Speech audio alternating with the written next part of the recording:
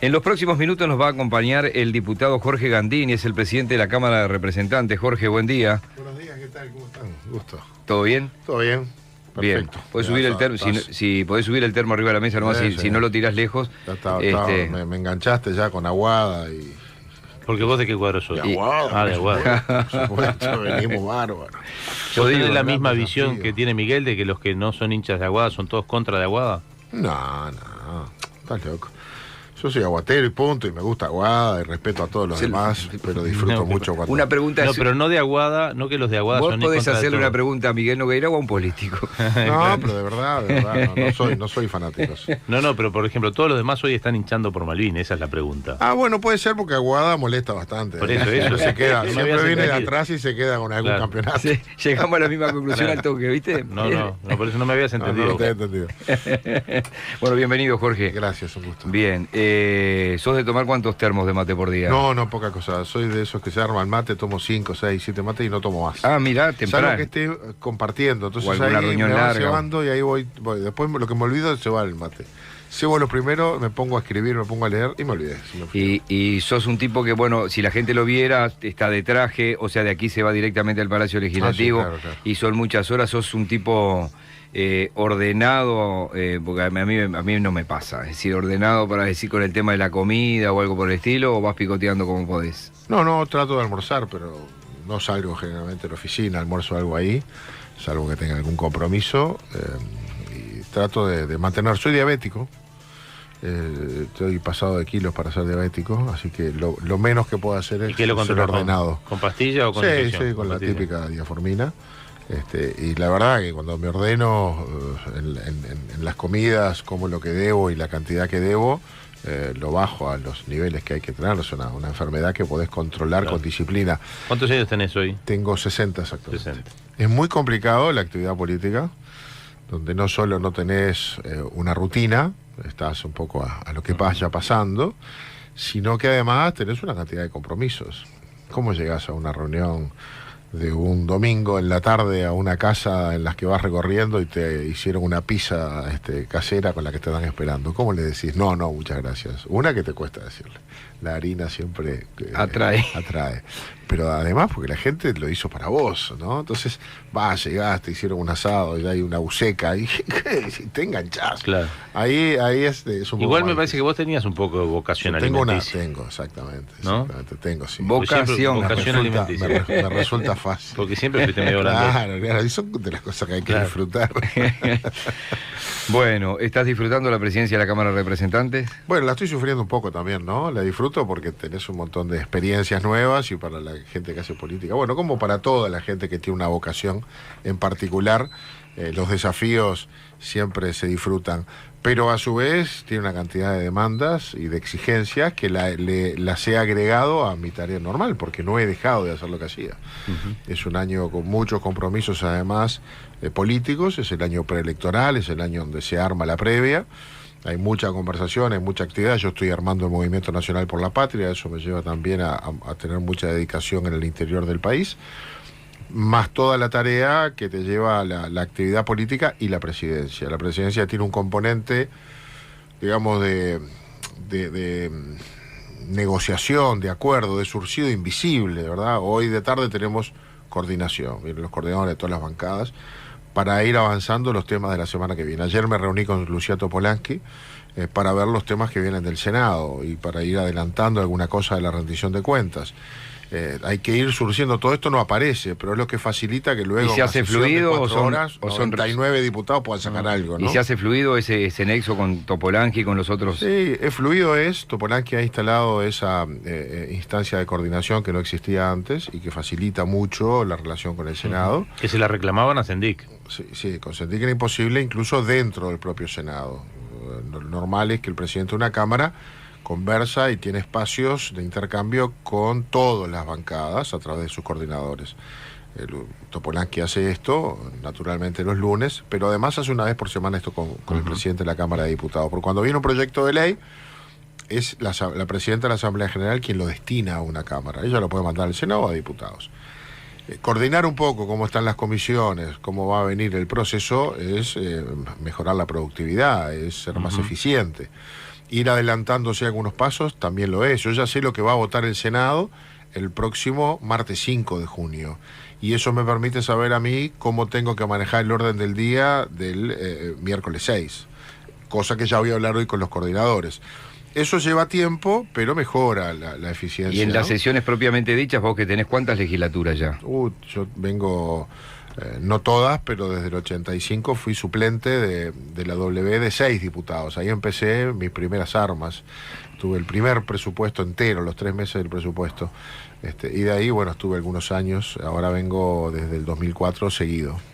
Bien, el otro día vi en la feria de Tristán Narvaja, que no voy nunca, en la calle, no me acuerdo si era Paysandú, casi Tristán Narvaja, lo que viene a ser la periferia, sí. Un anticuario le vendió a otro una bandera, decía Wilson por la patria. Sí, claro, la del 71, espectacular bandera. Pero una bandera... La del solcito, con el Wilson eso, como sí, una ola. Eso sí, una bandera que era muy vieja, muy bien conservada, sí, y se la llevó alguien de la feria. Yo tuve la satisfacción que hace un tiempito atrás varios compañeros míos, sin decirme nada, se enteraron que había un remate.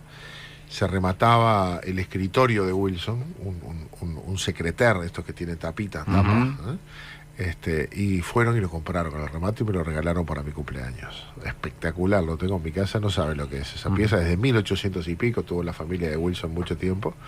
Y bueno, era además el escritorio que Wilson tenía, yo lo recuerdo, en su apartamento, ahí en Positos, y hoy lo tengo en casa, y está entero, ¿no? Es espectacular.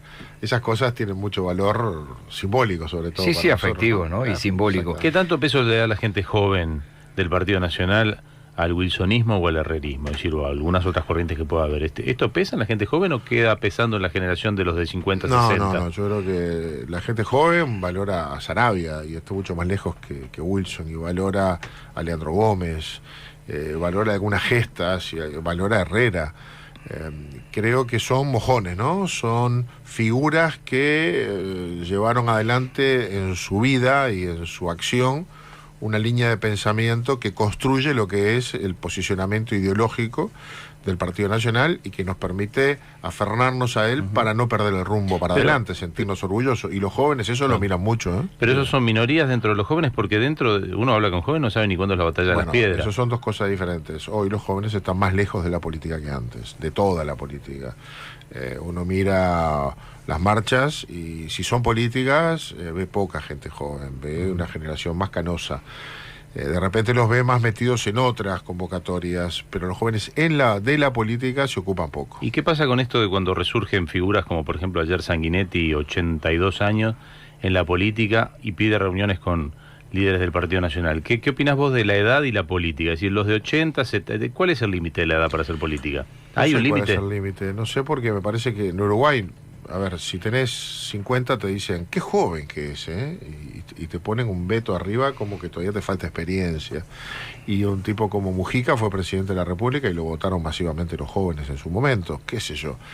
Es como te comuniques con la gente, es como la gente se sienta representada. Yo no pienso, por ejemplo, que las mujeres se hacen representar por mujeres, que los adultos por adultos, que los jóvenes por jóvenes.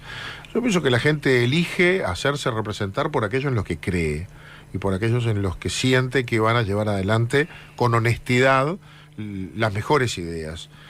Después entra todo lo relativo de cuáles son las mejores ideas, pero hay una cuestión conceptual de valores que hace que la gente se identifique con alguien. Y entonces no pasan fenómenos como ese, que alguien joven a lo mejor logra que la credibilidad y el apoyo de gente más adulta, o al revés, como fue el caso de Mujica. O sea que no... ¿No te sorprendería un Mujica postulándose de vuelta a la presidencia con 84 años?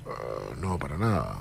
Para nada me sorprendería. Me parece que está usando esa posibilidad. O sea, a nadie le sorprendería. Nadie, está en su naturaleza. Por esa misma razón me parece que Mujica está jugando con eso y lo usa como un factor de presión y negociación a la interna de su partido. Le dice, si esto no es así, miren que me presento y les gano. Con respecto a la reunión de ayer, ¿cuál es tu opinión? No, me parece bien que haya diálogo, en general me parece bien, me parece muy, muy cerrado eso de que ver a 3 personas dialogando genere todos los comentarios negativos que existen. Yo quisiera ver a Vázquez conversando, quisiera ver a todos los actores políticos conversando. De ahí salen cosas, del otro que sale, y sale enfrentamiento, sale distancia. No saben la cantidad de cosas que logramos cuando conversamos. Despejamos una cantidad de prejuicios generalmente y descubrimos que estamos de acuerdo con mucho más cosas que con las que estamos en desacuerdo. Yo siempre les digo, hagan el punteo de la cantidad de leyes que salen en el Parlamento por unanimidad o con un enorme respaldo. Claro, esas no hacen ruido. Es como el avión que despega y aterriza. Eso no es noticia. La noticia es el que se cae. Es uno cada tanto. Sí. La noticia es la ley en la que tenemos discrepancias y sobre todo en la que tenemos debate. Ahora, salen cantidad de cosas que antes se trabajaron, que le sacamos una palabra y le pusimos otra, que sacamos un artículo y lo sustituimos. Pero esa es la lectura. Y al final sale. Esa es la lectura que se puede hacer de esto, porque, digamos, hay un antecedente, la concertación, el concepto de juntemos para ganarle al frente, que aparentemente en la concertación no funcionó.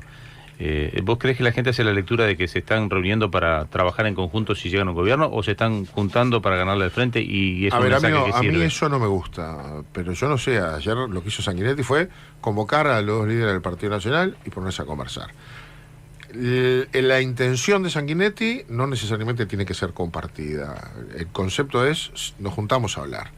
¿Qué sale de ahí? Yo creo que lo que tiene que salir es la idea de que hay puentes para poder construir mayorías en un próximo gobierno en el que nadie gobierna solo. Nadie va a gobernar solo. Y que eso hay que irlo construyendo desde ya. Hay que ver cuáles son los puentes que tenemos. Nosotros tenemos muchas diferencias con Sanguinetti, y yo tengo muchísimas. Yo soy de la generación de Wilson y Sanguinetti fue el que pactó con los militares para que Wilson estuviera preso, y a mí esa no me la sacan de arriba nunca. Ya está. Ahora, eso no quiere decir que yo no dialogue. Ayer le dije, estuve sentado con Lucía Topolansky, era Tupamara, estaba en el otro lado. Yo no comparto muchísimas cosas, pero yo ayer me senté a hablar con la presidenta del Senado y saqué cosas, claro que saqué cosas.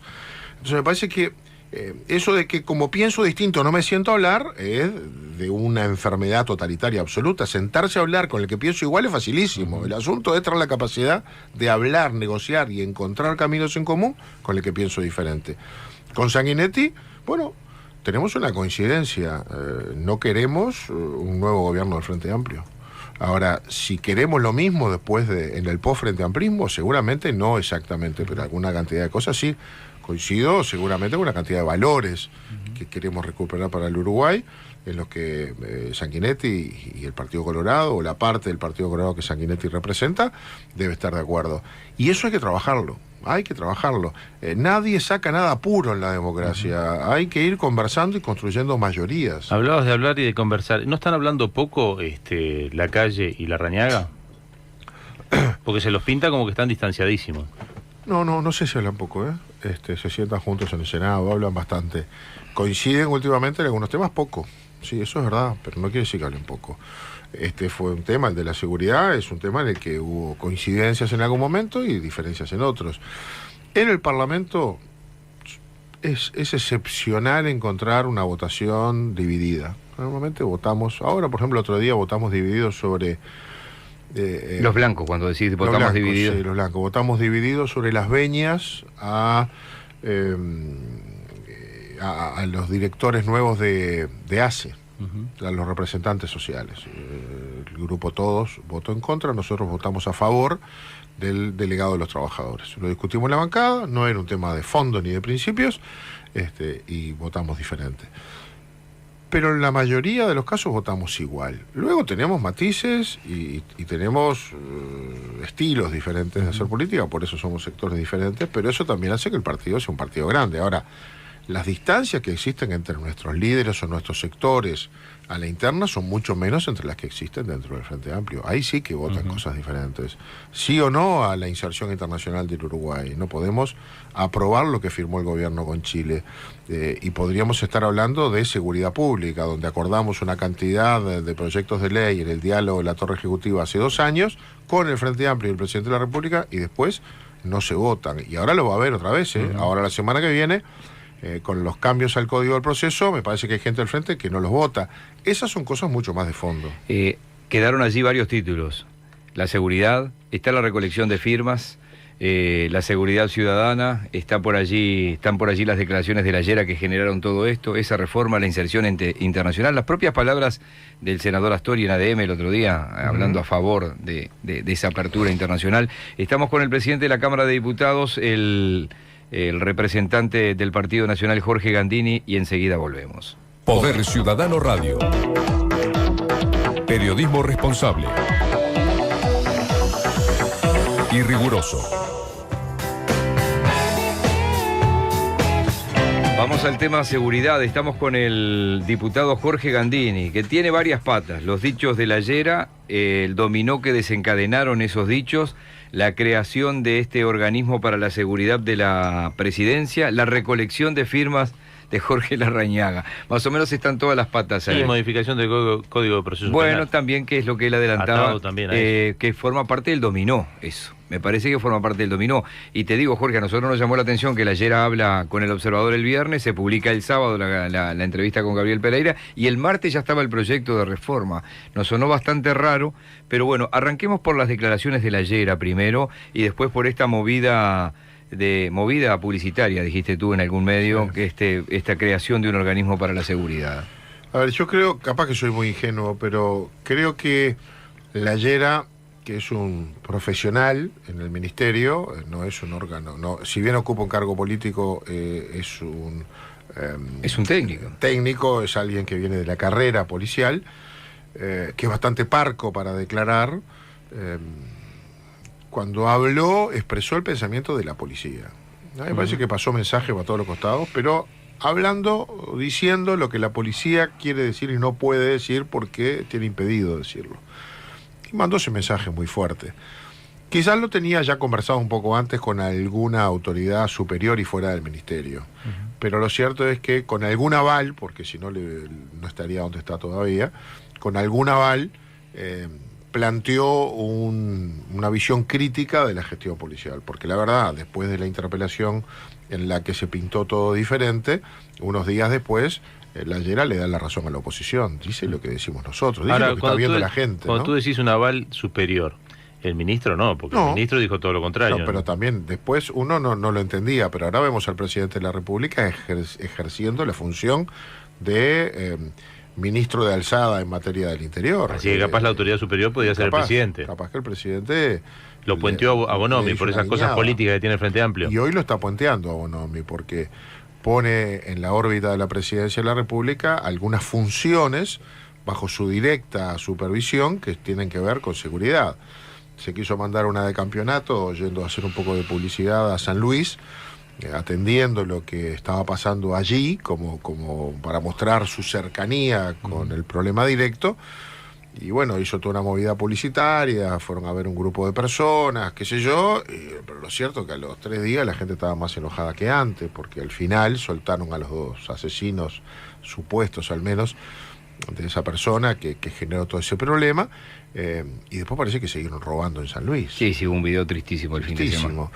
Entonces parece que el presidente de la República dice, bueno, tomo las riendas directamente, le paso por encima, por lo menos eso es lo que comunico. Eso es lo que ha tratado de hacer el gobierno en el tema de seguridad. Trata, por un lado, de controlar, de decir, no, los medios no deben pasar tantas escenas violentas para tratar de que la realidad no se perciba tanto. Trata de transformar la realidad en sensación térmica, pero cuando todo eso le pasa por encima, el presidente trata de hacer alguna gestión de marketing importante para mostrar que él está interesado. Pero los resultados al final rompen los ojos. ¿Vos crees que estamos peor? Esa es tu conclusión. Objetivamente creo que estamos peor y la gente cree que estamos peor. Y eso es muy complicado porque cuando la gente siente que estamos peor porque la gente lo cree, ¿verdad? Yo creo que, nunca pasó lo que pasaba. Este era un fenómeno montevideano, porque es un fenómeno de las grandes ciudades. Antes era un fenómeno de Buenos Aires, San Pablo, Bogotá, qué sé yo, Río. Pasó a ser también un problema de Montevideo. Es una ciudad mucho más chica, pero le llegó. Ahora pasa en Salto, ahora pasa en San Carlos, pasa en Lechuy, pasa en Minas. Pasa en una cantidad de ciudades mucho más pequeñas y después va a pasar en Mendoza Chico. Ya está, ya no duermo con la puerta abierta en Mendoza Chico, que es un pueblo pequeño. Ya hay narcotráfico, lo estábamos escuchando el otro día, de boca de la alcaldesa o del alcalde en Quichón.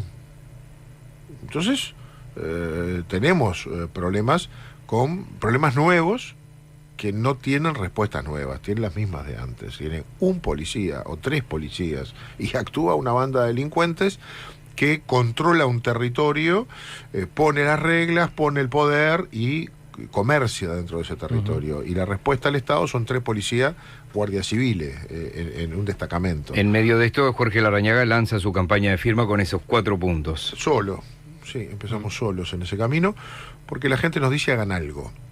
Esa es la razón fundamental. La gente nos dice hagan algo. Nos están matando, hagan algo, nos dice a nosotros. Nosotros le decimos, pero escúcheme, el día que votaron al Frente Amplio, sabían que Bonomi iba a ser el ministro. Si hay algo en lo que no mintió, Vázquez fue en eso. 6 meses antes dijo, mi ministro del Interior va a ser Bonomi. Y ya veníamos con lío con Bonomi.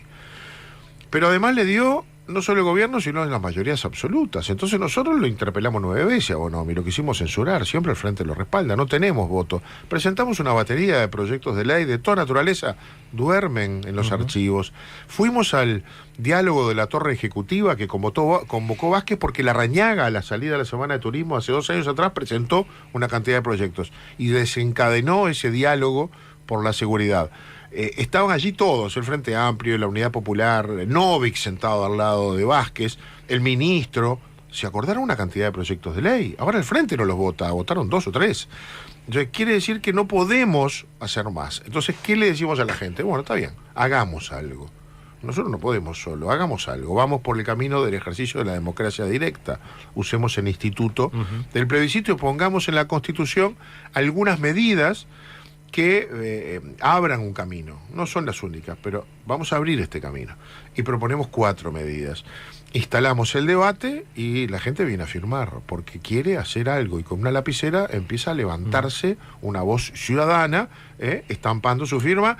Y si bien lo lleva adelante Larrañaga con el respaldo político de Alianza Nacional, de nosotros de Por la Patria, de algún otro sector, y no mucho más, nos está firmando gente de todos lados, ¿no? Dirigentes de todo el partido, notorias. ¿Y cómo se toma que la calle Pau salga ayer y diga de nuevo que él no va a firmar? Y bueno, pues está bien, porque no va a firmar. Y bárbaro. Como ciudadano, no va a firmar. Pero gente que lo acompaña a la calle Pau, que le junta votos, que forma parte de su estructura, ha declarado que va a firmar y ha firmado. Ediles de Soriano, el intendente de Florida. Y empiezan a aparecer otros, y algunos que no se animan tanto y nos piden planillas. ¿Por qué? Y porque un dirigente, cuando la gente le pide para firmar, tiene 2 chances. O le da él la planilla o se le va para el comité de frente. Y antes que se lo vaya a firmar el comité de frente, dice, toma, yo te la traje. Y ya está. Y esto es lo que está pasando. ¿Por qué? Porque nadie para a la gente y esta es una reforma de la gente. Ya está.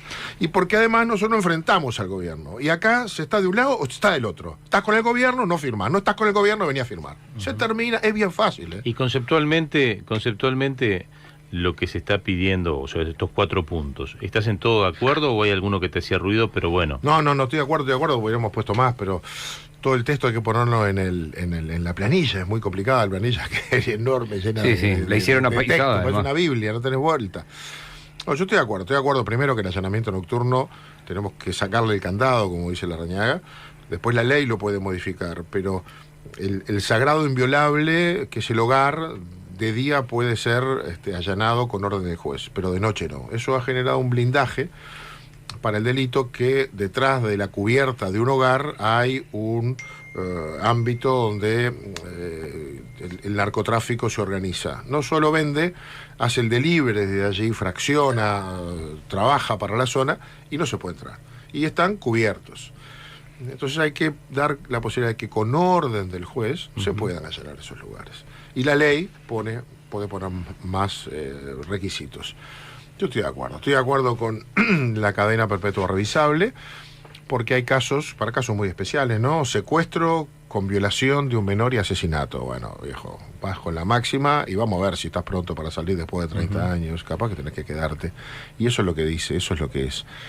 La otra es el cumplimiento efectivo de las penas. No se puede darle a un homicida 15 años y a los 3 años porque se portó bien, estudió y trabajó, salió. ¿No? A nosotros nos parece que hay que dar la señal al mundo del delito que determinados homicidios o determinados delitos gravísimos, cuando marchan, tienen que cumplir toda la pena. Y el último es la Guardia Nacional, un cuerpo especial de militares, bajo mando militar en la cuestión operativa, en coordinación con el Ministerio del Interior, que tiene la política de seguridad interna, dedicados a tarea policial, a ayuda a la tarea policial.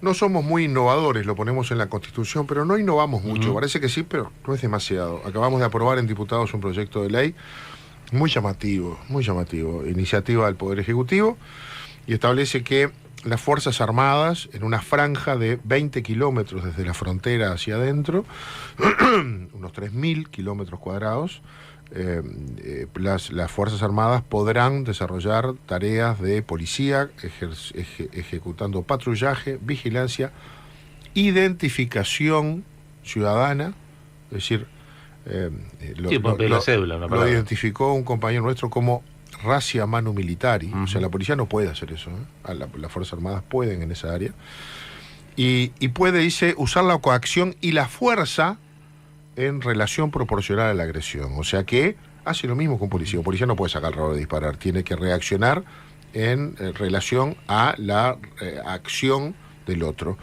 o sea que el militar puede hacerlo.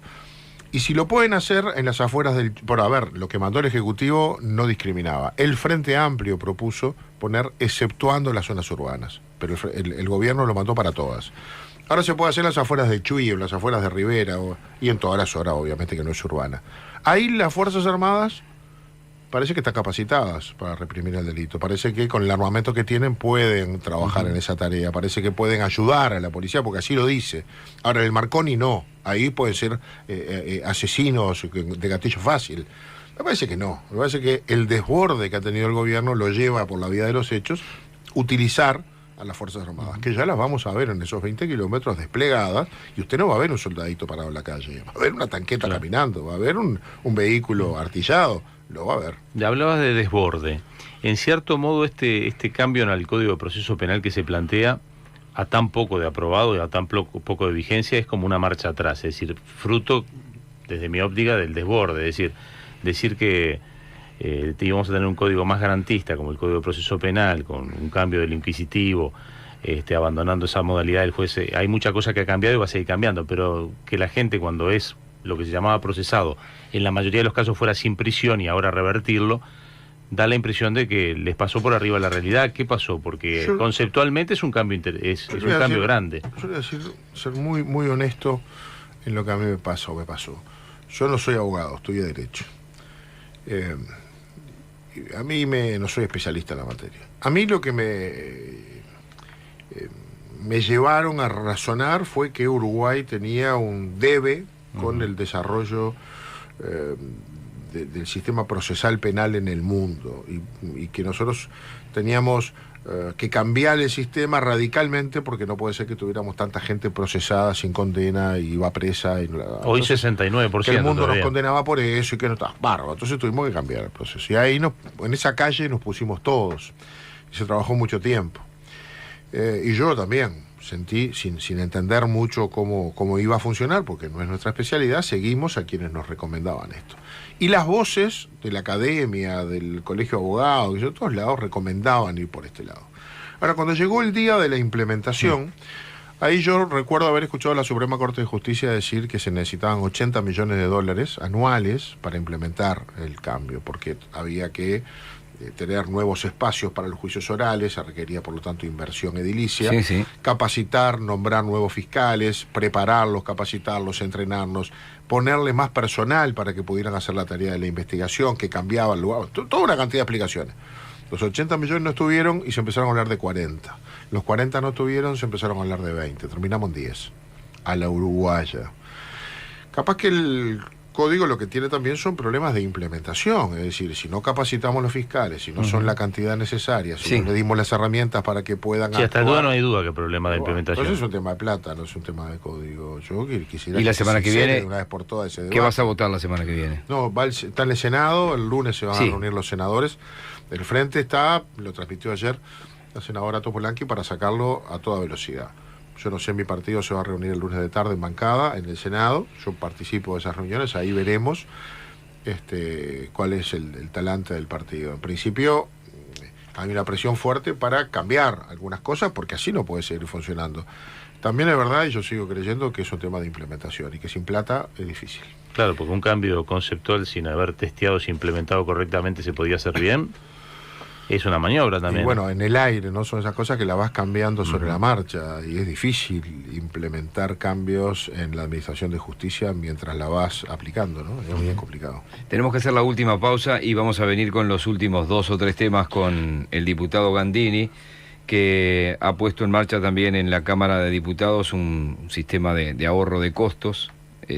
Veremos por dónde van esos ahorros. Porque, tenemos el presupuesto ahora. También estamos nosotros con presupuesto. Exactamente. Y vamos a ir al tema de la inserción internacional.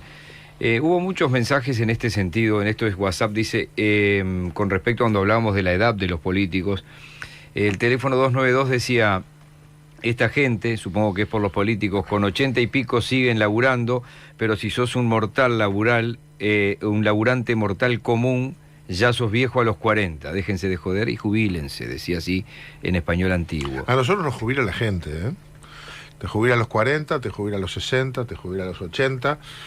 Normalmente la Cámara de Diputados rota bastante, ¿no? Hay un 60% de diputados de los que están sentados hoy que no vuelven.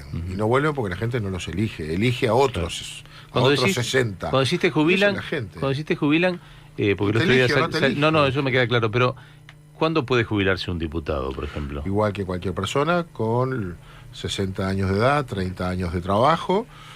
Y puede contar esos años como los mejores.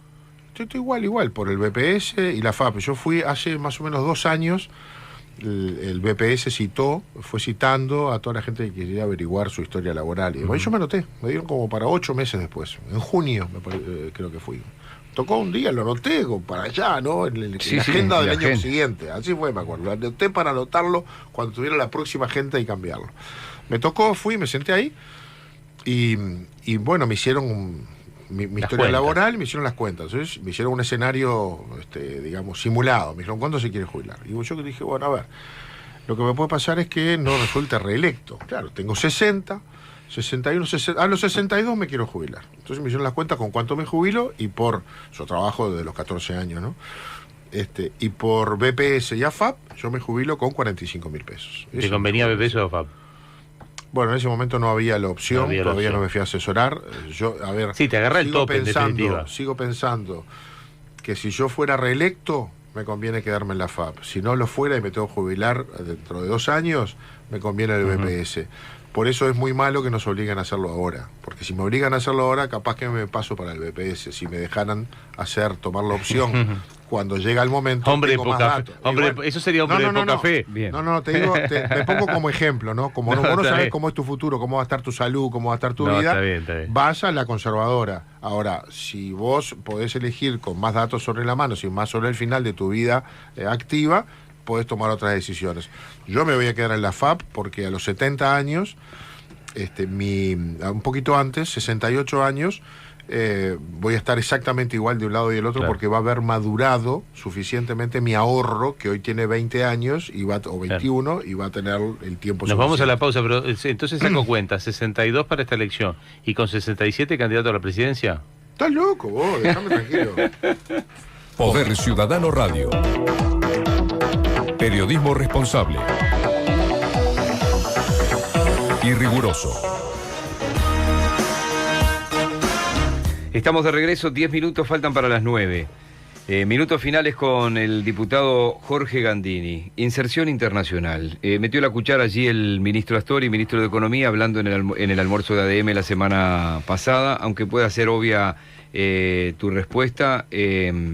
¿Cómo avanza esto en el Parlamento, en el tratamiento del Parlamento, o no hay avance? No avanza. El problema, el Frente Amplio tiene un problema consigo mismo que tiene que resolver, porque mientras no resuelva con las minorías frente amplistas que están mandando... Sí, hay un plenario pendiente ahí. El país está bloqueado. El otro día tuvimos una reunión, y la digo porque había gente de los 3 partidos en la embajada británica, con el embajador, y tuvimos una charla. Nosotros tenemos lo que se llama el grupo de amistad, nos invitó, fuimos... Estaba Bordaberry, bueno, había varios. Y ahí el embajador nos dijo, nosotros nos vamos de Europa. Tenemos que empezar a hacer tratados bilaterales. Queremos hacer tratados con Uruguay, pero no encontramos con quién hablar. No tenemos problemas de complementariedad. Nosotros producimos poca carne y poca lana. Queremos intercambiar con Uruguay, pero no hay con quién hablar. Ahora, mire que les aviso...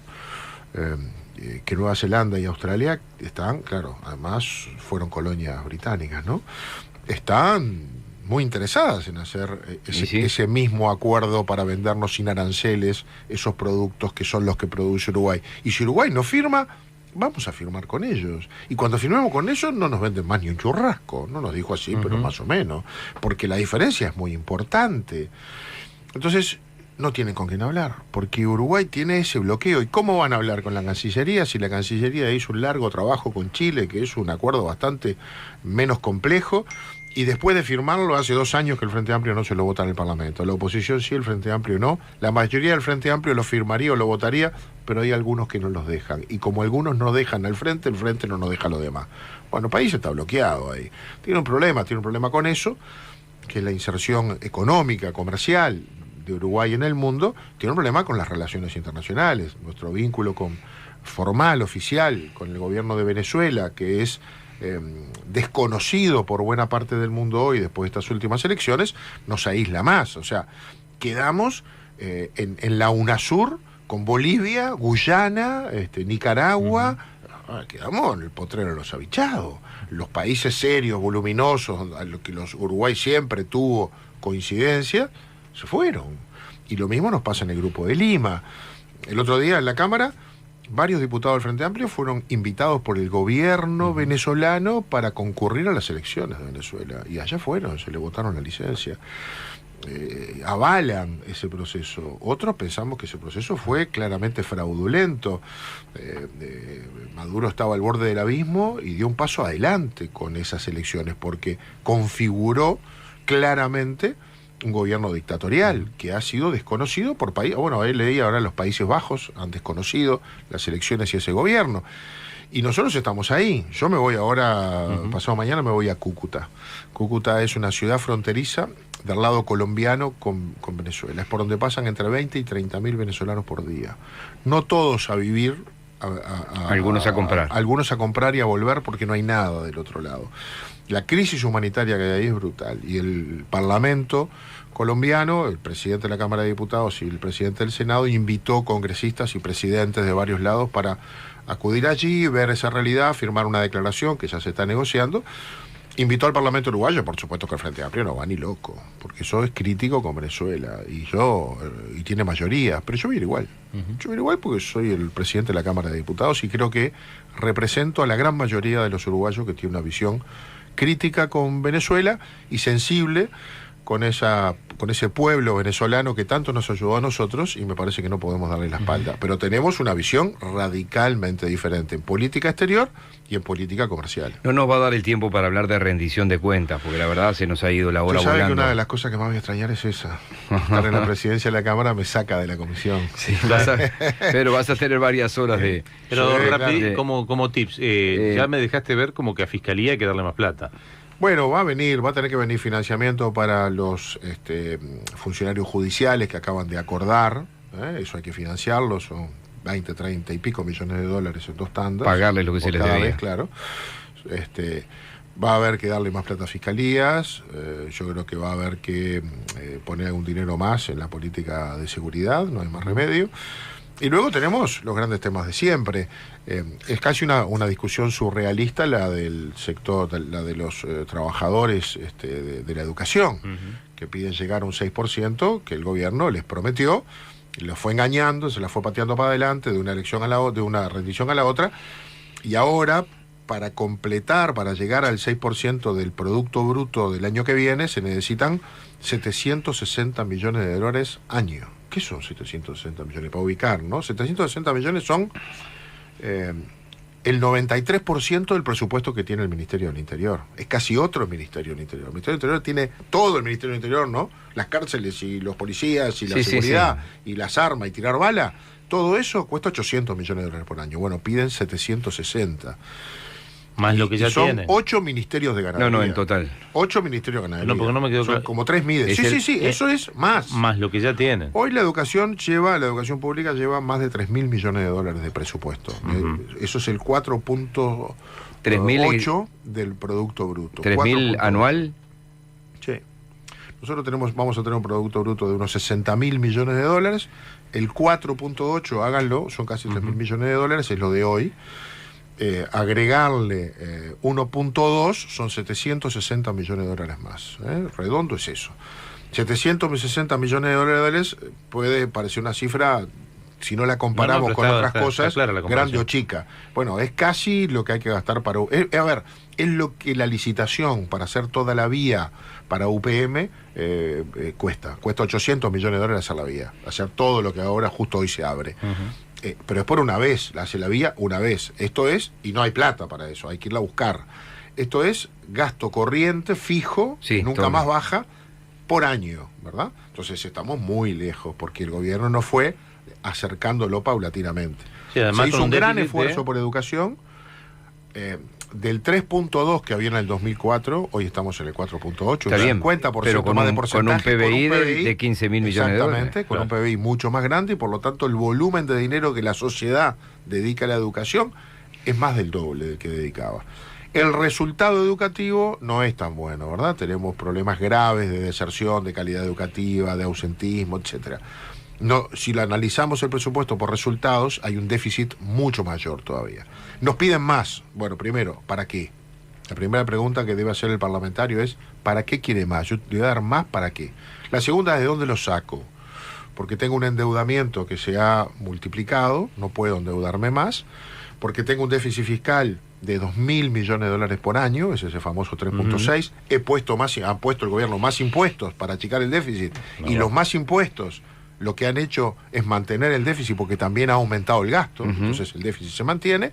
No puedo aumentar más ese déficit, el objetivo es bajarlo, el gobierno quiere bajarlo y es lógico. Entonces no puedo poner más impuestos porque ya está al borde, lo acaba de decir el propio ministro. No puedo aumentar el déficit y no tengo más capacidad de endeudamiento. Me piden 760 millones de dólares más. ¿De dónde puede salir? Solamente del crecimiento de la economía. Si la economía crece, en vez de crecer al 1,5, al 2, al 2,5, crece al 6, yo tengo más plata.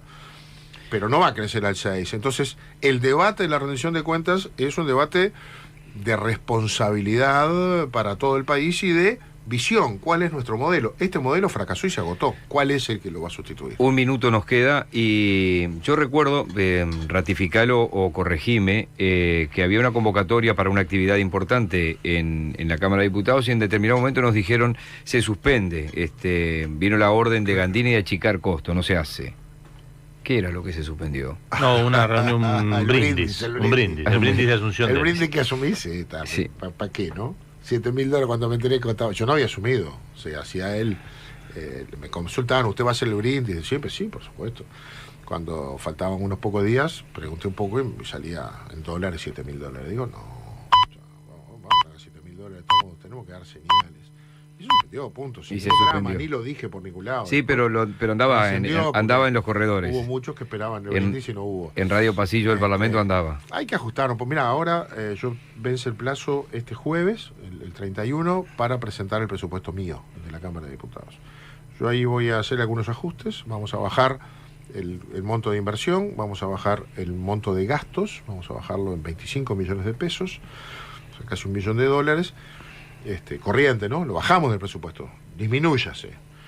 Y vamos a bajar una cantidad de cargos, de vacantes. Vamos a terminar eliminando 29 que ya están eliminadas, vamos a eliminar 31 vacantes más, de modo de ir achicando la cantidad de la dotación de personal, porque la tecnología también va... hemos incorporado, por ejemplo, ahora informáticos, un concurso largo, entró gente vinculada a la informática. Bueno, eso también permite mejorar la dotación. Hay que cambiar, que tiene que entrar gente nueva con otra preparación, y acabamos también de dar el incentivo para el retiro. Se van a retirar entre 20 y 25 funcionarios más, o sea que vamos a ir achicando el rubro cero, el de salarios y por lo tanto cargas sociales. Vamos a achicar gastos y vamos a achicar inversión, y tenemos un ahorro en inversión que yo voy a proponer que $1 millón de ese ahorro que tenemos en inversión lo traslademos a un fondo que se va a crear para la recuperación edilicia del Palacio Legislativo. El Palacio Legislativo en el 25 va a cumplir 100 años. Tiene problemas.